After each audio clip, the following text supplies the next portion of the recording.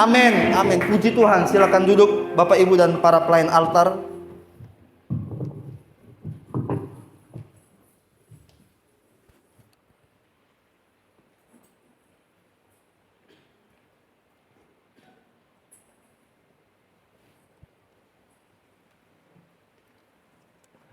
Puji Tuhan. Semua diberkati Bapak Ibu Saudara. Amin. Ya, Tuhan telah menolong kita sepanjang minggu ini, dibuktikan dengan kita dapat hadir hari ini. Nah, Bapak Ibu Saudara, hari ini kita akan kembali belajar dari gereja-gereja yang Tuhan sampaikan pesan kepada mereka di dalam kitab Wahyu. Kita sudah belajar beberapa gereja. Ya, kita sudah belajar tentang jemaat di Laodikia, jemaat di Philadelphia, jemaat di Efesus, jemaat di Smyrna. Dan hari ini kita akan belajar tentang jemaat di Pergamus. Nah, judul firman Tuhan Bapak Ibu Saudara adalah gereja yang peduli. Sama-sama dulu bilang sama saya judul ini, gereja yang peduli. 2, 3 ya. Ya, mari kita buka Alkitab kita di dalam Wahyu 2. Wahyu 2 ayatnya yang ke-12 sampai ayatnya yang ke-17. Tapi kita hanya membaca ayatnya yang ke-16 saja. Wahyu pasal yang kedua ayatnya yang ke-12 sampai ayatnya yang ke-17. Kenapa ini? Ya, ayat 16 sampai ayat 17 kita baca sama-sama ya Bapak Ibu Saudara. Ayat 16 saya dengan pemuda. Lalu ayat 17 bapak-bapak dan ibu-ibu ya, orang tua kami. Ya, pemuda terlebih dahulu, 2, 3 ya. Sebab itu bertobatlah, jika tidak demikian aku akan segera datang kepadamu dan aku akan memerangi mereka dengan pedang yang di mulutku ini. Bapak-bapak dan ibu-ibu.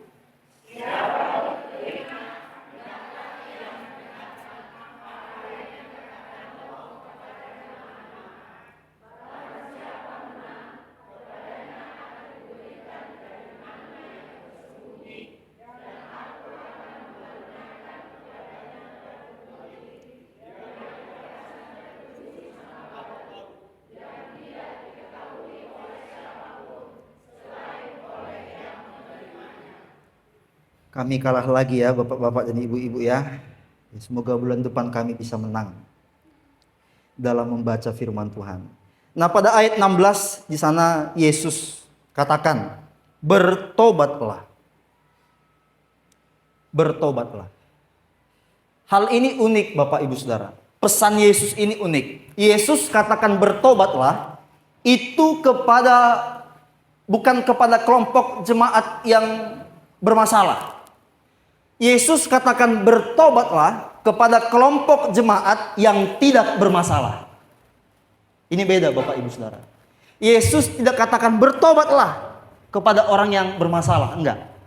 Tapi Yesus katakan bertobatlah kepada jemaat di Philadelphia yang tidak bermasalah. Nah, kalau seandainya adik saya yang nomor 2 dan nomor 3 bertengkar, yang mulai duluan itu kakaknya si Duma.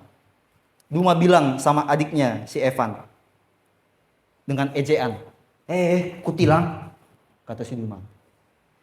Evan gak terima, langsung dia balas lagi. Apa sih kau, kupelang?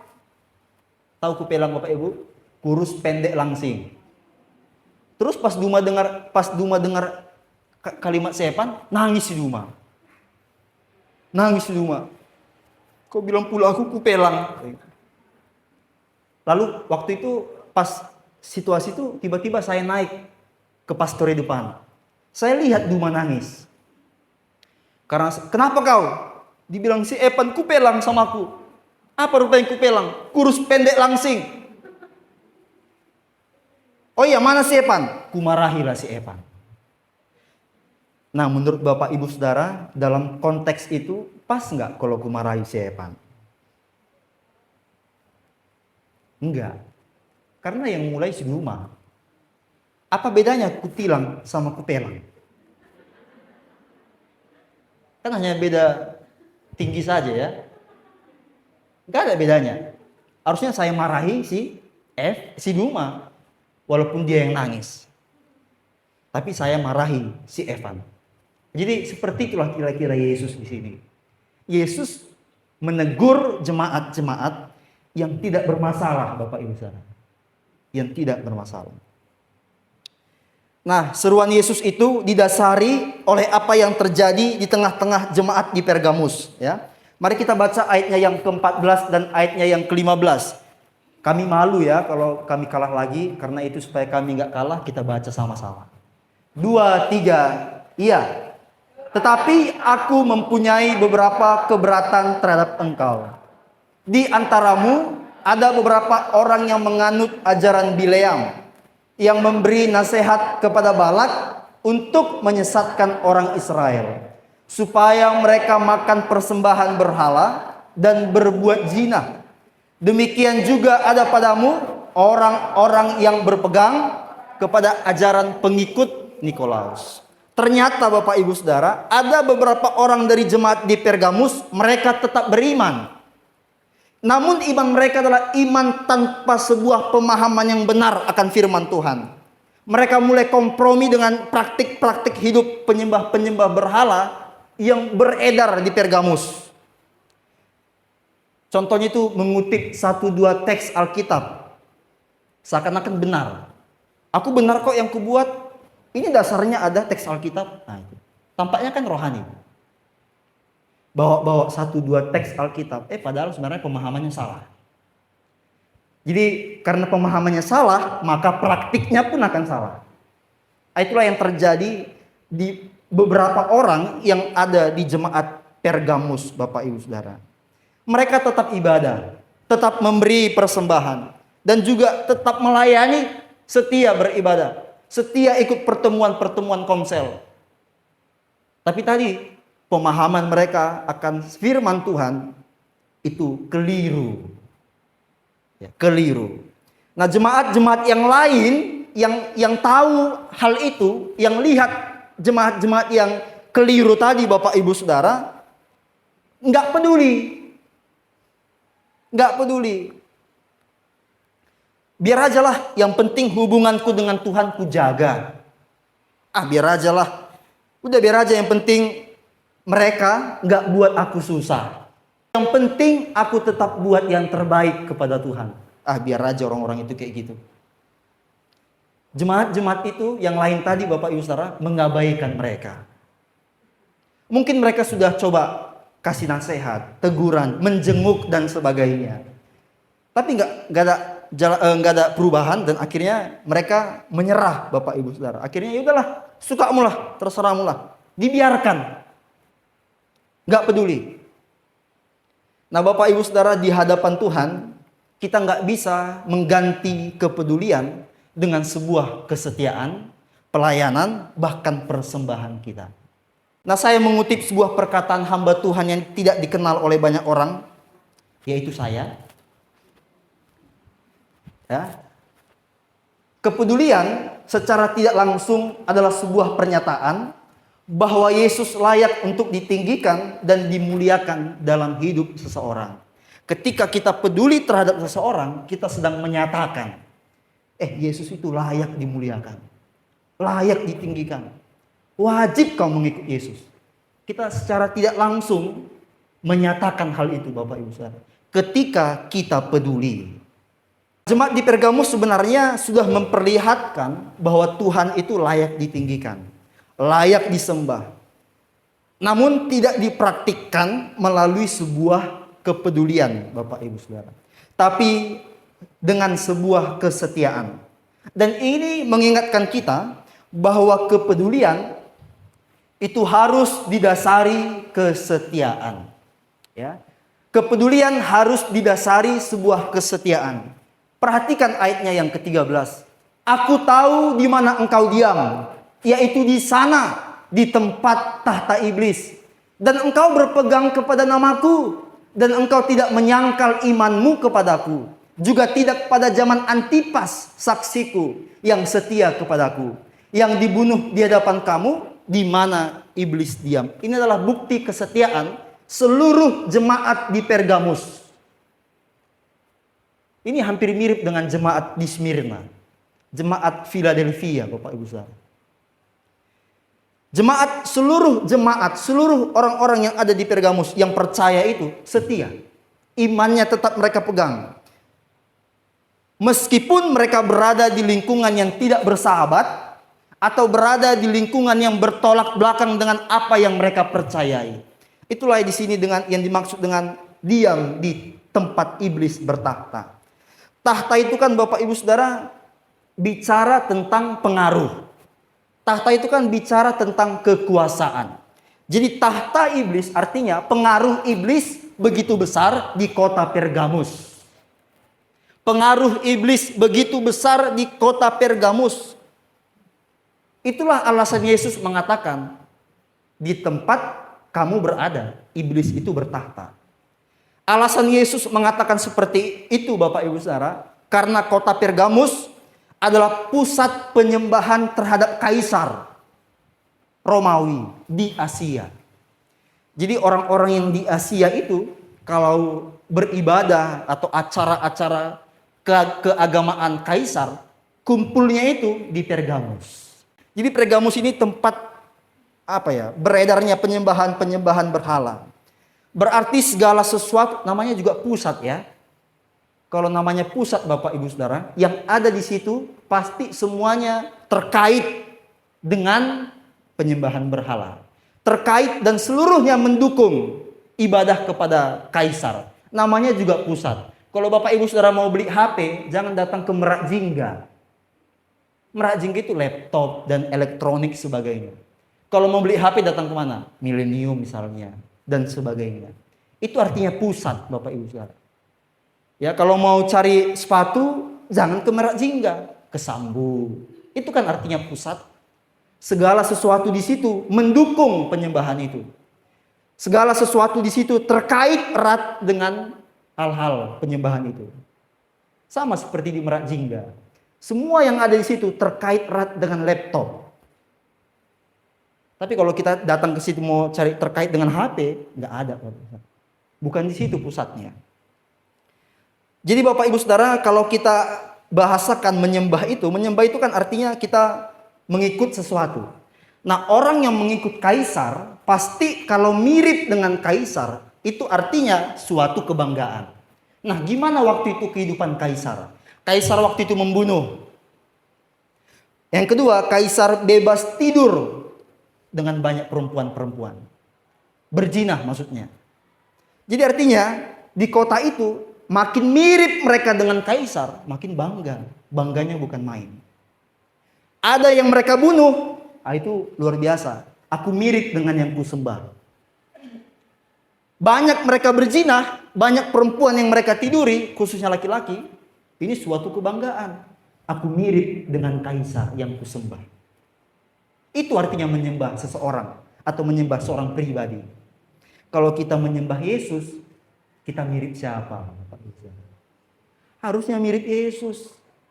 Bukan miripnya iblis. Seperti kata Yesus kepada tentang orang Yahudi. Ini orang Yahudi ini katanya ikut Tuhan tapi justru mirip iblis. Itu kan kata Yesus kepada orang-orang Yahudi. Baik di Philadelphia, di Smyrna. Jadi itu artinya menyembah seseorang. Jadi Bapak Ibu Saudara, jemaat di Pergamus dikelilingi oleh orang-orang yang menyembah kaisar. Tapi ayat 13 kemudian menyambung bahwa orang-orang atau orang percaya di Pergamus tetap beriman. Tetap beriman walaupun di sekitar mereka itu semuanya penyembah-penyembah berhala. Tapi nggak hanya itu Bapak Ibu Saudara. Mereka tetap beriman walaupun mereka melihat saudaranya mati. Itulah namanya Antipas. Antipas ini seorang anak Tuhan. Dia dibunuh di Pergamus karena imannya. Nah, ketika jemaat di Pergamus melihat sesamanya dibunuh, martir, mereka tetap beriman Bapak Ibu Saudara. Mereka tetap beriman walaupun mereka lihat ini temannya mati. Sehingga nama Antipas ditulis. Ini ingin memberi kita tahu, memberi kita pengetahuan satu hal, Bapak Ibu Saudara. Sering sekali kita terbalik dari cara hidup jemaat di Pergamus ini. Ya. Kita terbalik dari cara hidup jemaat di Pergamus.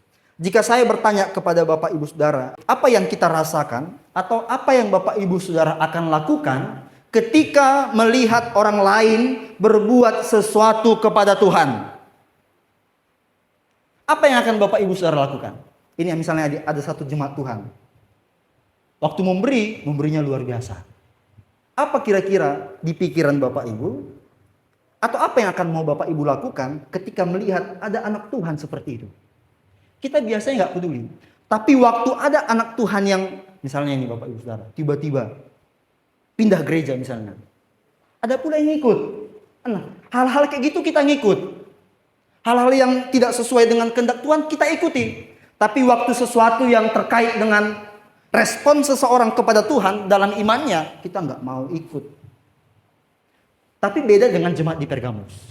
Mereka lihat seseorang mati karena imannya, mereka nggak mundur. Mereka ikut terus, maju terus. Nggak apa-apa, biar sama-sama Antipas. Kenapa rupanya? Seringkali kita terbalikkan Bapak Ibu Saudara. Pemuda, ya, pemuda. Kalau kau melihat 7 sampai 10 temanmu ikut ibadah pemuda setiap hari Sabtu, pernahkah saudara bertanya, kenapa pemuda temanku ini mau ikut ibadah hari Sabtu? Pernahkah saudara tanya, kok mau dia datang ya? Apa yang di pikiran teman-teman saya pemuda ketika lihat 7, 10 sampai 15 orang temanmu terus datang hari Sabtu? Apa respon saudara? Tapi tiba ada 1, 2, 3 orang pemuda ya, yang hidupnya mulai berantakan, kita ikut. Itu hebatnya pemuda-pemuda sekarang. Bapak-bapak juga ya, waktu melihat temanmu, bapak-bapak ikut ibadah Pelprip. Setiap bulan ada aja orang yang datang, 5-4 orang datang ikut ibadah Pelprip. Nah, bapak-bapak yang lain, apa yang dipikiran bapak-bapak dan apa yang ingin bapak-bapak lakukan ketika mengetahui ada 5, 6 orang, 7 orang, bapak-bapak terus datang ibadah Pelprip. Nah ini misalnya nggak peduli, tapi waktu melakukan sesuatu yang tidak baik, mau langsung ikut. Ibu-ibu gimana? Sebenarnya saya mau bilang seperti ini sama ibu-ibu.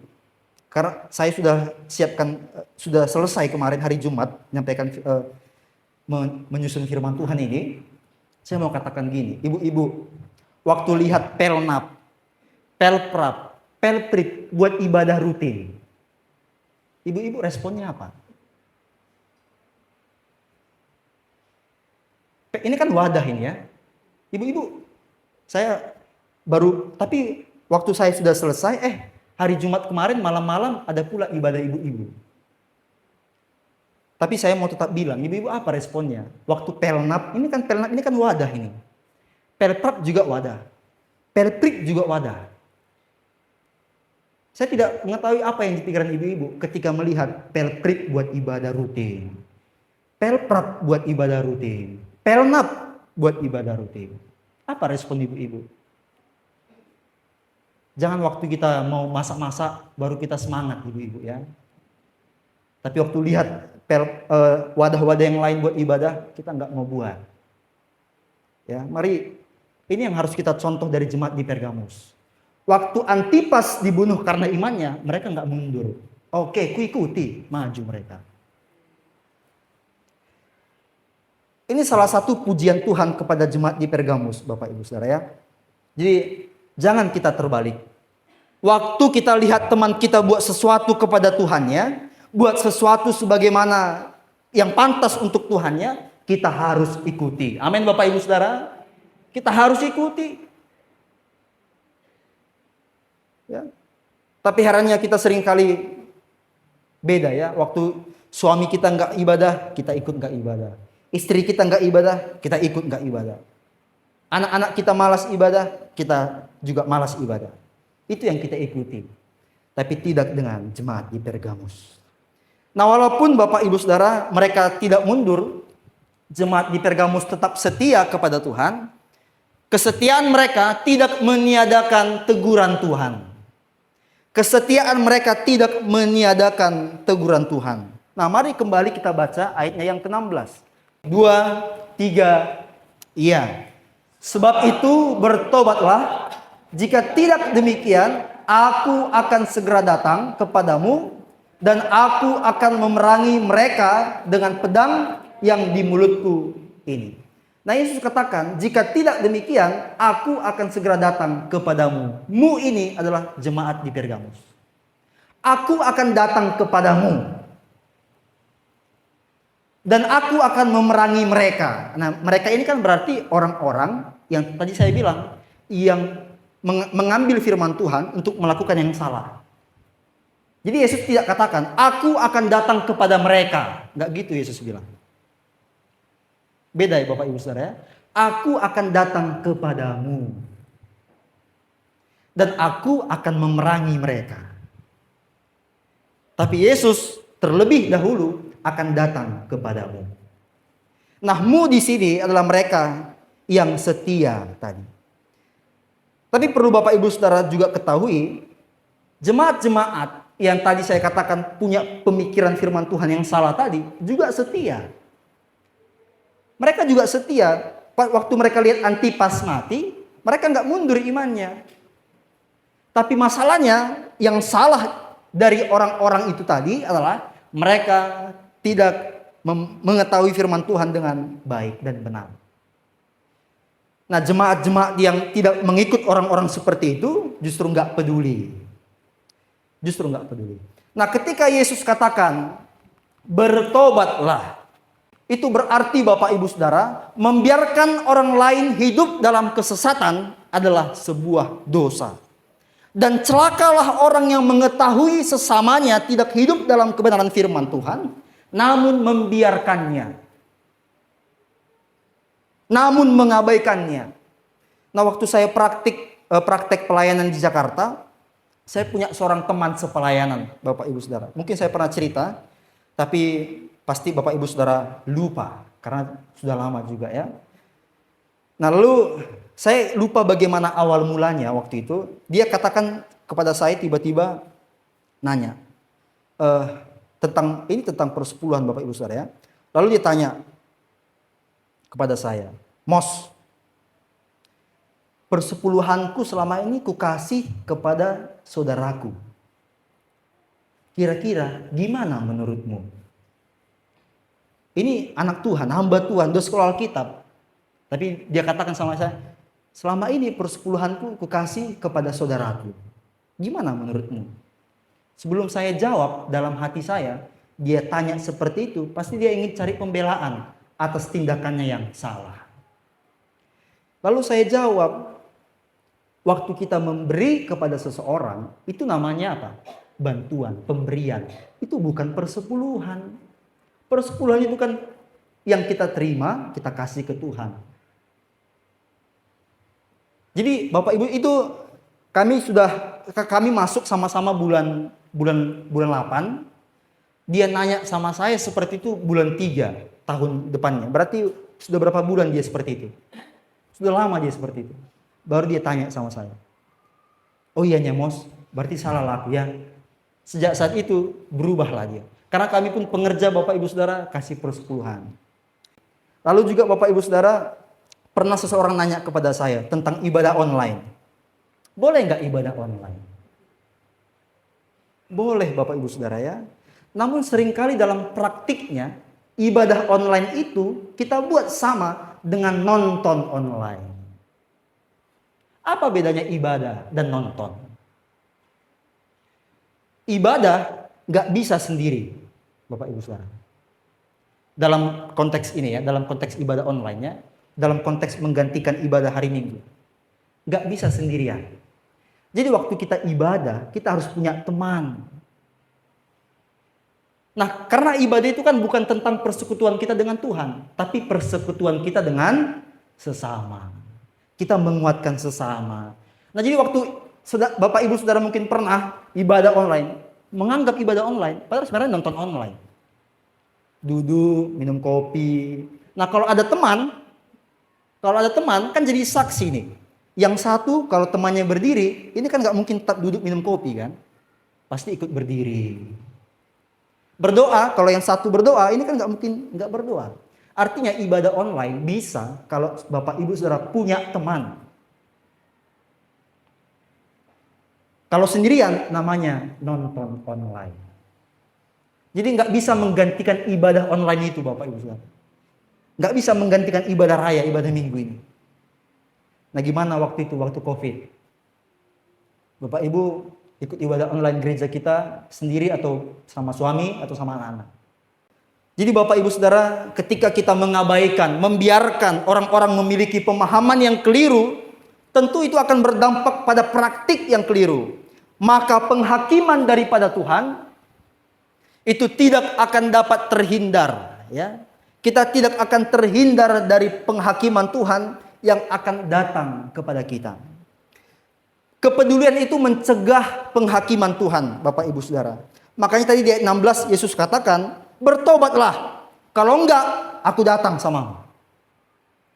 Berarti kalau mereka bertobat, Tuhan tidak datang.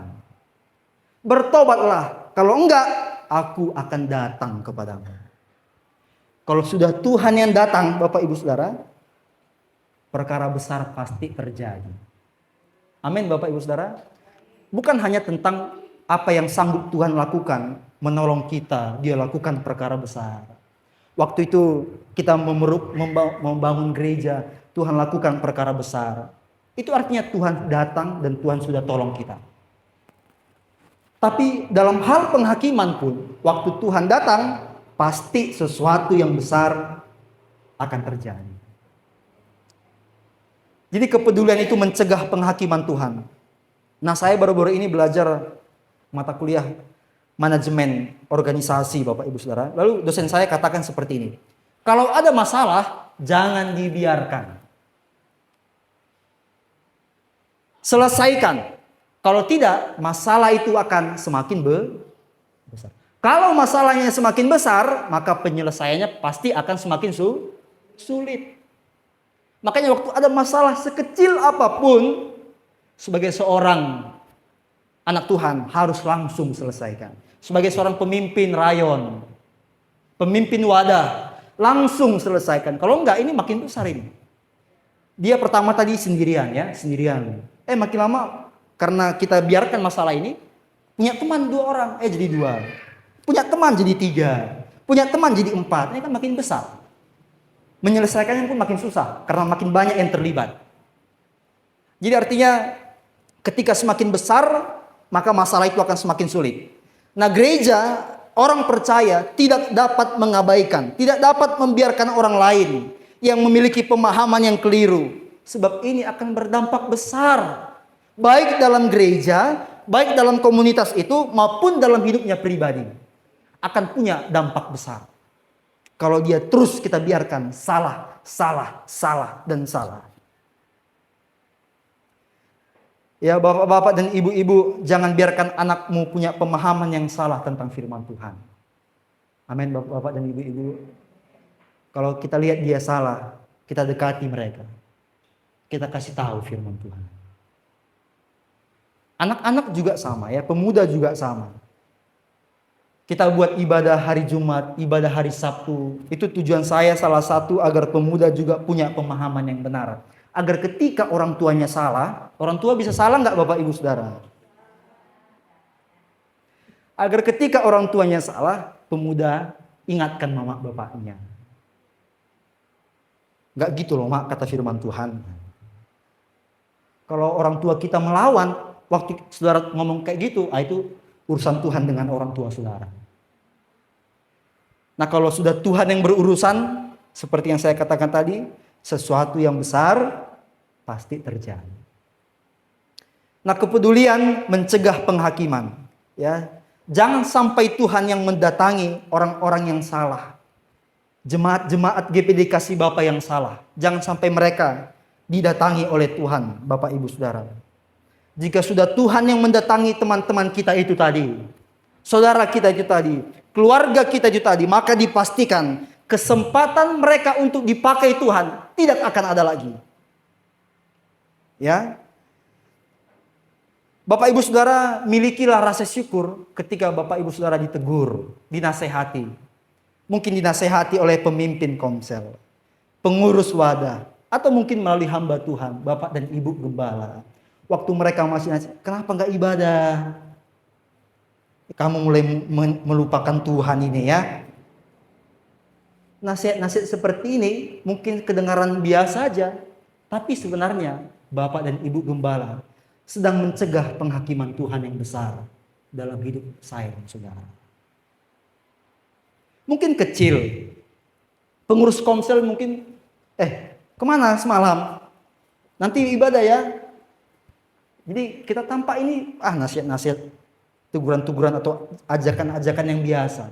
Tapi sebenarnya mereka sedang mencegah penghakiman Tuhan untuk datang kepada saya dan saudara. Oleh karena itu kalau masih ada teguran, bersyukur. Amin Bapak Ibu. Masih ada nasihat dari pengurus wadah, teman-teman kita bahkan, sesama jemaat GPG Kasih Bapa, bersyukur. Belum Tuhan yang datang. Kalau sempat Tuhan yang datang hanya untuk menyelesaikan hal kecil, itu dah bahaya. Nah karena itu ada rencana Tuhan bagi kita yang hadir hari ini. Khususnya kita, ya, jemaat-jemaat Tuhan, pelayan-pelayan Tuhan. Tuhan memakai hidup kita untuk mengubah, memenangkan dan membangkitkan iman sesama kita. Amin Bapak Ibu Saudara. Ya, Tuhan mau pakai hidup kita. Jangan sampai Tuhan yang tegur teman kita itu. Kalau sudah Tuhan yang menegur mereka, mereka akan mengalami kerugian. Sebab tidak ada yang dapat bertahan jika Tuhan yang sudah datang menghakimi mereka.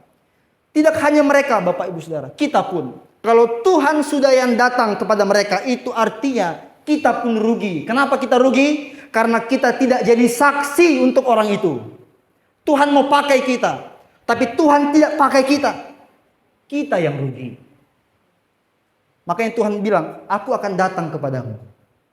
Karena itu, sebelum aku datang, bertobatlah. Kenapa? Agar Tuhan memakai hidup mereka. Bertobatlah, aku mau pakai hidupmu untuk mengurus orang itu. Jadi Bapak Ibu Saudara, jangan mengabaikan mereka. Anak-anak kita, teman-teman komsel kita, ya, keluarga kita. Kalau ada yang salah tentang firman Tuhan, pemahaman akan firman Tuhan. Kalau kita mungkin nggak mengerti, kita panggil Bapak Gembala, Ibu Gembala. Tolong Ibu, tolong Om gitu ya. Namanya juga gembala kita. Kalau mungkin malu, segan, saudara mungkin bisa datangi pengurus-pengurus rayon, pengurus-pengurus komsel, bahkan pelayan-pelayan Tuhan. Kalau tidak ada yang mau, saya pun datang. Tidak mungkin ya, semua pasti mau, apalagi untuk membawa orang-orang kepada Tuhan. Karena itu, bertobatlah. Saya undang pemain musik maju ke depan.